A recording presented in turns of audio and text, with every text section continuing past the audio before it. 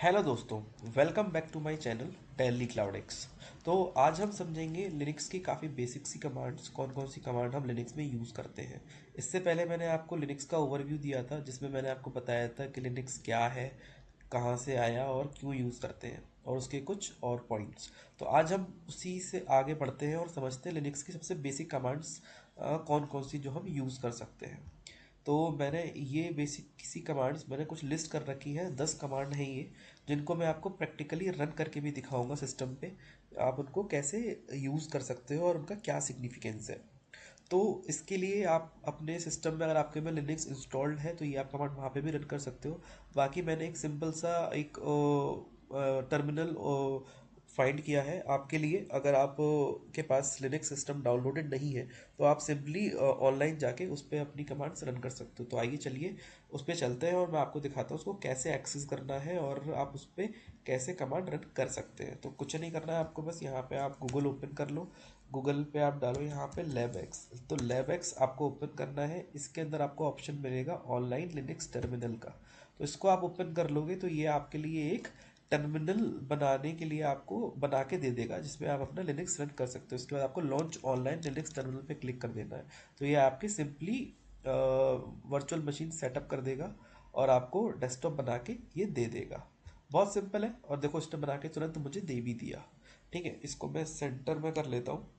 बाकी आप इसको जब आप पहली बार ओपन करोगे तो इसमें आपको अपनी ईमेल आईडी वगैरह वो सब डालना पड़ेगा। फ्री है, 1 घंटे के लिए आप इसको यूज़ कर सकते हो। और बाकी मल्टीपल सेशन आप 1 घंटे बाद दोबारा यूज़ भी कर सकते हो। बाकी इसका प्रो वर्जन भी है, अब मैंने यूज़ नहीं करा बस। बट हाँ, बेसिक कमांड लिनक्स की समझने के लिए it's a very good platform, you can use it.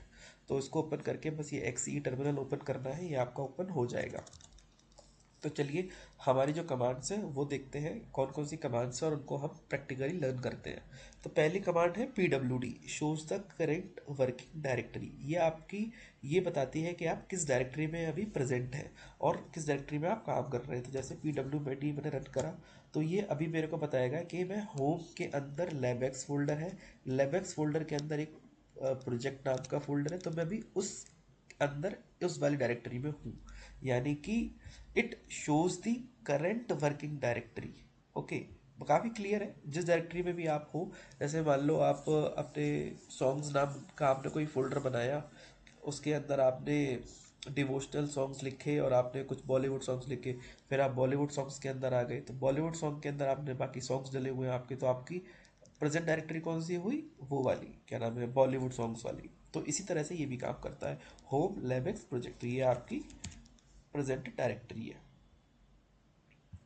तो नेक्स्ट कमांड क्या है हमारी, लिस्ट फाइल्स एंड डायरेक्टरीज। अब मान लो इस प्रोजेक्ट के अंदर देखते हैं क्या कोई फाइल्स है या नहीं, है ना। तो ये आपको लिस्ट करने का काम आती है कि उसके अंदर कौन कौन सी फाइल्स हैं एक्चुअली में। तो मैंने LS करा, कोई आउटपुट नहीं आया, इसका मतलब इसके अंदर कोई भी फाइल्स नहीं है। LL से भी कोई आउटपुट नहीं आया। तो हम एक काम करते हैं, हम इससे थोड़ा बाहर आ जाते हैं। CD डॉट डॉट करके आप बाहर आ सकते हो। मैं आगे समझाऊंगा CD कमांड भी आगे। तो CD में चलता हूँ टैब में आपको दिखाने के लिए। टैब में क्या कुछ फाइल्स है, हाँ देखो टैब में उसने लिस्ट कर दी, ये फाइल्स हैं आपके अंदर। तो अगर आप LS करोगे तो आपको ये लिस्ट दे देगा। LL करोगे अगर आप, तो ये उनके साथ उनकी परमिशंस और किस यूज़र ने क्रिएट करी है वो, और आपको डेट एंड टाइम भी दे देगा। तो ये LS लिस्ट करने के लिए बेसिकली होता है, जो कि आप अपने विंडोज़ में जैसे भी आप कोई फोल्डर खोला, जैसे आपने सॉन्ग्स का फोल्डर खोला तो उसके अंदर मल्टीपल फोल्डर्स आ गए, बॉलीवुड सॉन्ग्स, डिवोशनल सॉन्ग्स, है ना। या उसके अंदर कुछ और फाइल्स आ गई आपकी जिसमें लिरिक्स लिखे हुए हैं, तो ये आपको लिस्ट बन कर आ जाती है। ये बिल्कुल उसी तरह से होता है, LS करके आप लिस्ट देख सकते हो और LL करके आपकी लिस्ट बन निकल के आ जाएगी कौन कौन सी फाइल्स या फोल्डर्स हैं उसके अंदर। तो अब हम आते हैं नेक्स्ट कमांड पे। नेक्स्ट कमांड है हमारी CD, it changes the current directory, जो मैंने अभी आपको चला के भी दिखाई थी। मान लो भी आप PWD से चेक करो कि आप इस डायरेक्टरी में हो, ठीक है। अब मेरे को इस डायरेक्टरी से बाहर आना है, तो मैं क्या करूँगा, CD और 2 बार डॉट दबाऊंगा तो मैं इस डायरेक्टरी से करेंटली बाहर आ जाऊंगा। अब मैं किस डायरेक्टरी में हूँ, अभी मैं जो लेबेक्स की डायरेक्टरी में उसमें हूँ। तो मैं CD यहाँ पे प्रोजेक्ट करता हूँ, यहाँ पे मैं सिर्फ CD करता हूँ तो मैं बिल्कुल बाहर ही आ जाऊँगा होम डायरेक्टरी में जहाँ पे हम पहले थे। तो CD यहाँ पे मैं प्रोजेक्ट कर सकता हूँ, तो मैं आ गया प्रोजेक्ट के अंदर। प्रोजेक्ट के अंदर कुछ था नहीं हमारा, है ना। तो सी डी, अब पी डब्ल्यू डी करा मैंने। अभी मैं होम लैबएक्स में हूँ जो मैंने आपको स्टार्टिंग में दिखाया था। अब मैं सी डी करके अगर प्रोजेक्ट में जाना चाहता हूँ तो मैं प्रोजेक्ट में आ जाऊँगा यहाँ पे, ठीक है। और अगर मान लो मेरे को टेम्प में जाना तो टेम्प में यहाँ पर मेरे को बाहर आना होगा और सी डी यहाँ पे टेम्प में मैं ऐसे जा सकता हूँ, ठीक है। उसका कंटेंट देख सकता हूँ। तो ये सी डी कमांड होती है कि आपको चेंज द डायरेक्टरी, आपको कहाँ से कहाँ जाना है, ठीक है। सिंपल कमांड है। नेक्स्ट कमांड है एम के डी आई आर। तो चलिए चलते हैं हम अपने वापस से सी डी से प्रोजेक्ट वाले फोल्डर में। यहाँ पे हमने एल एल किया, यहाँ पे कोई फाइल्स नहीं है, पहले भी चेक कर लिया था। तो अब काम करते हैं, यहाँ पे हम फोल्डर बना लेते हैं एक एम के डी आई आर, उसका नाम दे देते हैं हम टेली क्लाउड एक्स, ठीक है। तो मैंने एक फोल्डर बना दिया यहाँ पे, एल एस करा तो देखो फोल्डर का नाम लिस्ट होकर आ गया tele cloud X. L L करोगे तो ये बता बता देगा आपको किस यूज़र ने बनाया है। लेबएक्स मैं यूज़ कर रहा हूँ। आप अगर इंडस्ट्री में देखोगे तो रूट लिख कर आता है वहाँ पे, है ना, क्योंकि ये लेबएक्स है तो उन्होंने लेबएक्स लिख के दे दिया है रूट की जगह। बाकी ये इसकी परमिशंस है और ये आपका फोल्डर बन चुका है। अगर अब आपको इसके अंदर जाना हो तो वही जो मैंने भी आपको कमांड सिखाई, C D tele cloud X लिखो, आप इसके अंदर आ जाओगे। अब इसके अंदर हमारा कोई कंटेंट नहीं है तो ये भी ज़ीरो दे देगा हमें। एल एस करोगे तो कुछ देगा नहीं, ठीक है। तो ये हो गया आप कैसे कोई डायरेक्टरी क्रिएट करोगे। नेक्स्ट आता है हमारा टच कमांड। टच कमांड क्या करती है हमारी, ये एम्प्टी फाइल्स को क्रिएट कर देती है। मतलब अगर आपकी कोई भी, जैसे एम एस वर्ल्ड आप ओपन करो तो एक पहले से ही एक ब्लैंक और ब्लैंक ब्लैंक पेज आपको दिख जाता है जिसमें आप लिखने लग जाते हो। तो ऐसे ही टच कमांड करके आप एक अपने लिए ब्लैंक पेज ओपन कर लेते हो जहाँ पे आप अपना कंटेंट लिख सकते हो। आपको कोई स्क्रिप्ट चलानी हो या उसके लिए लिखना हो तो आप वो लिख सकते हो। तो बेसिकली ये फाइल जनरेट कर देता है आपकी एक ब्लैंक फाइल। तो टच इसके अंदर मैं मान लो अपनी कोई फाइल करना चाहता हूँ, जैसे 10 बेसिक बेसिक कमांड्स, ठीक है। मैंने 10 बेसिक कमांड्स नाम से एक फाइल बना ली, एंटर किया, एल एल किया या एल एस किया, तो इसके अंदर मेरी एक 10 बेसिक कमांड्स की फाइल बन चुकी है, ठीक है। तो ये टच का काम होता है, सिंपली एक एम्प्टी फाइल बना देना। अभी इसके अंदर कुछ लिखा हुआ नहीं है तो इसीलिए ये बिल्कुल एम्प्टी है, ठीक है। नेक्स्ट कमांड है सीपी। सीपी क्या करता है, कॉपी करता है, सिंपल है काफ़ी। हम जैसे कॉपी करते हैं विंडोज़ में, वैसे ही यहाँ पे कमांड चला के हम सीपी करके हम कॉपी कर सकते हैं। जैसे मान लो इस कमांड को, 10 बेसिक कमांड को मुझे कॉपी करना है आपके टेम्प में, ठीक है। तो एक काम करते हैं, पहले टेम्प में देखते हैं कि ऐसी कोई फाइल है भी कि नहीं, ठीक है। उसके बाद आपको समझ आएगा। हम सी डी टेम्प करते हैं, यहाँ से एल एल करते हैं। तो यहाँ पे देख रहे हो आप, मैंने एल किया, कोई भी अभी फाइल नहीं है हमारी, ठीक है। तो बाहर आ जाते हैं, टेम्प से जाते हैं हम प्रोजेक्ट में। प्रोजेक्ट के बाद हम किस में जाएंगे, टेली क्लाउड एक्स में। अच्छा, आप सी डी डायरेक्ट भी जा सकते हो, मैं दिखाता हूँ कैसे। C D tele cloud X, L L करा, यहाँ पे हमारी एक फाइल पड़ी हुई है, इसको हम सी पी करते हैं 10 बेसिक को, और हम इसको डाल देते हैं टेम्प वाले फोल्डर में। अब जाके हम चेक करते हैं टेम्प में दिखती है कि नहीं।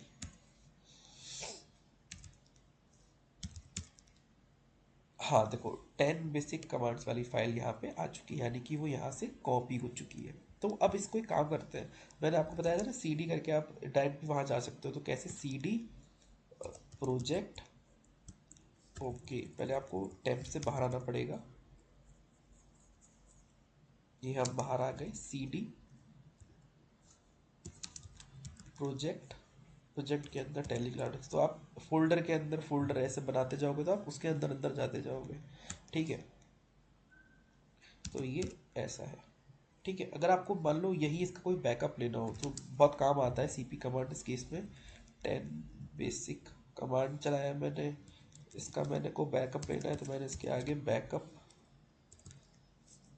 बैकअप लिख दिया, तो मेरा इसका बैकअप बन जाएगा और ये वाली फाइल कॉपी हो जाएगी उसी में। मतलब ये फाइल है, इसका कंटेंट सारा इसमें कॉपी हो जाएगा। तो मतलब ये कॉपी के लिए यूज़ होता है, ठीक है। अब नेक्स्ट कमांड देखते हैं क्या है। नेक्स्ट कमांड है हमारी mv, यानी कि मूव और रीनेम द फाइल्स। जैसे कॉपी होता है सेम वैसे ही मूव भी होता है, बट थोड़ा डिफरेंस ये होता है कि कॉपी में जहाँ आप कॉपी करते हो वहाँ कॉपी हो जाती है, और जहाँ से कॉपी करते हो वहाँ कॉपी रहती भी है उसकी, ठीक है। बट मूव में ऐसा नहीं होता। मूव में एक जगह से फाइल दूसरी जगह मूव हो जाएगी, मतलब उस वाली डायरेक्टरी में नहीं रहेगी, बट वो वहाँ आ जाएगी।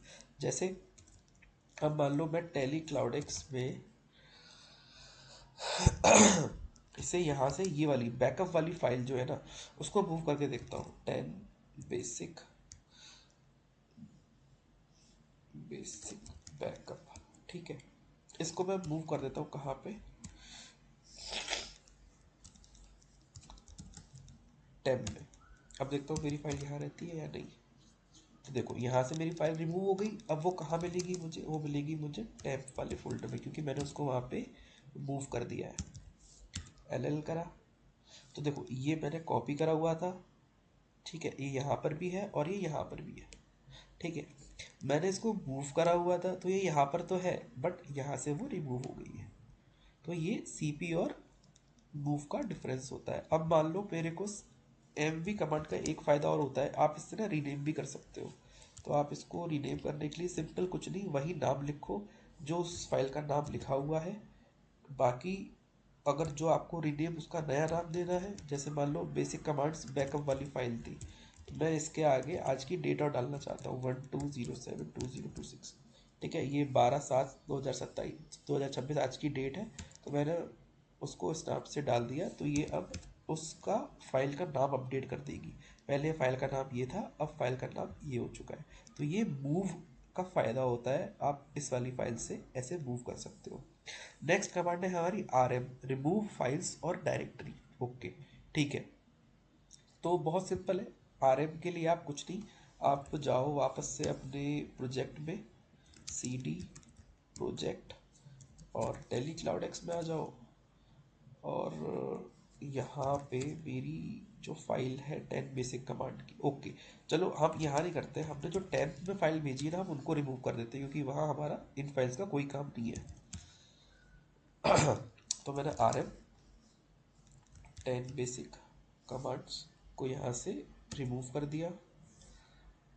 rm 10 बेसिक कमांड्स बैकअप को मैंने रिमूव कर दिया। तो ये वाली फाइल मेरी अब यहाँ से चली जाएगी। एल करके आप देख सकते हो ये फाइल मेरी यहाँ से रिमूव हो गई, ठीक है। तो ऐसे ही आप फाइल्स को रिमूव कर सकते हो, ठीक है।